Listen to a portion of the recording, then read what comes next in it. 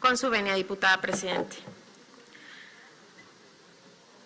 Pues sí, aquí me tienen de nuevo, porque… Gracias, muchas gracias.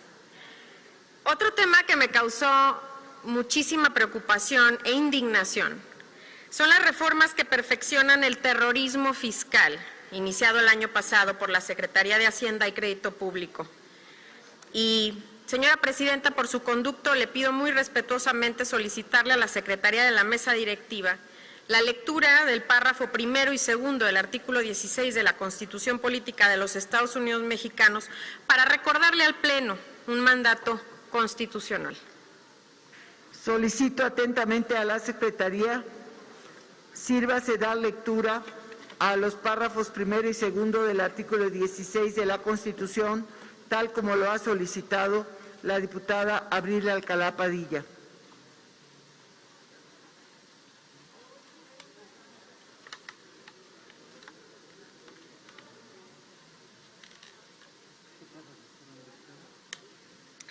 Son primero y segundo del 16. Artículo 16. Nadie puede ser molestado en su persona, familia, domicilio, papeles o posesiones, sino en virtud de mandamiento escrito de la autoridad competente que funde y motive la causa legal del procedimiento. En los juicios y procedimientos seguidos en forma de juicio en los que se establezca como regla la oralidad. Bastará con que quede constancia de ellos en cualquier medio que dé certeza de su contenido y del cumplimiento de lo previsto en este párrafo. Toda persona tiene derecho a la protección de sus datos personales, al acceso, rectificación y cancelación de los mismos, así como a manifestar su oposición, en los términos que fije la ley, la cual establecerá los supuestos de excepción a los principios que rijan el tratamiento de datos por razones de seguridad nacional, disposiciones de orden público, seguridad y salud públicas o para proteger los derechos de terceros. Le agradezco a la Secretaría de la Mesa Directiva y a usted, señora presidenta, la lectura del citado artículo. Y como pueden observar, la Constitución Política de los Estados Unidos Mexicanos prohíbe varios de los actos que pretenden introducir al Código Fiscal Federal. Coincido en que se deben de perfeccionar los métodos y los instrumentos con los que cuenta la autoridad fiscal. Sin embargo, no podemos olvidar el principio elemental del derecho fiscal mexicano, que es la autodeterminación. Es decir, que sean los ciudadanos, por su propio derecho y en cumplimiento de sus deberes, quienes acudan a cubrir sus obligaciones fiscales. Con el esquema de tributación del presidente López Obrador, lo que se provoca es castigar al que paga y perdonar e inclusive olvidar impunemente a la gran mayoría de personas que no tributan, quienes lo hacen por diferentes razones. Le damos garrotes a Hacienda para quienes en principio cumplen, pero a los que no tienen una baraja completa de impunidad para seguir evadiendo sus impuestos. Y además los premian con alguna beca. Bonito sistema fiscal estamos construyendo, señoras y señores diputados.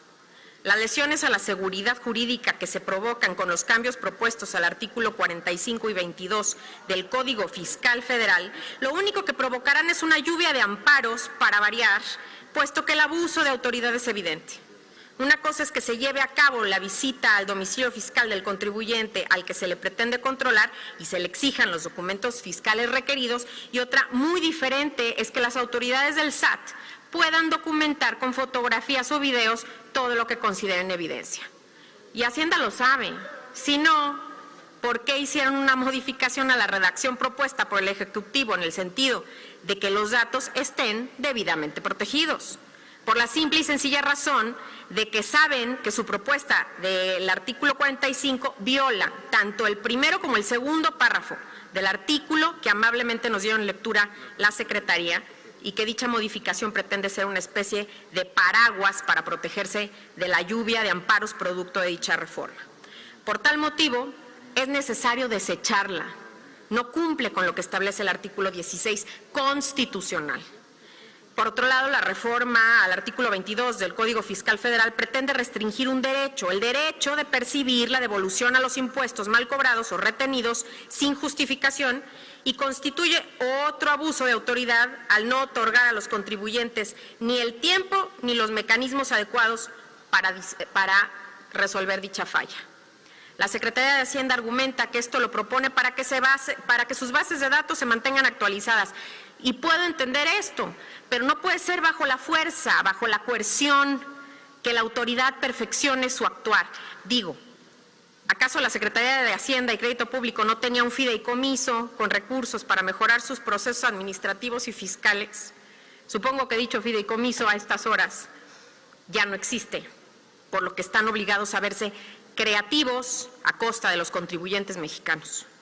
Les propongo lo siguiente, entonces, diputados y diputadas: modifiquemos la política de terror fiscal y transitemos a un esquema de cooperación, colaboración y corresponsabilidad. A diferencia de lo que muchos aquí presentes creen, México no es una invención del 1 de diciembre de 2018. México existía, funcionaba, y aunque con muchísimas áreas de oportunidad, se tenían menos problemas de los que se tienen ahora. La política de terror fiscal y de policías fiscales no llevará a mayor recaudación, al contrario, el mismo sistema que plantean provocará mayor evasión fiscal o simplemente que la gente que produce riqueza, empleos y recursos que circulan en nuestra economía buscaran mejores naciones donde producir, porque su nación les haya dado la espalda. Reconsideren, diputados y diputadas de la mayoría, y de verdad, estamos a pocas horas de hacer esta votación y a estas horas, sinceramente, los veo cansados, pero estamos todavía muy a tiempo de hacer algo bueno por México. Es cuanto, diputada presidenta. No olvides suscribirte y seguirnos en nuestras redes sociales. Cámara de Diputados.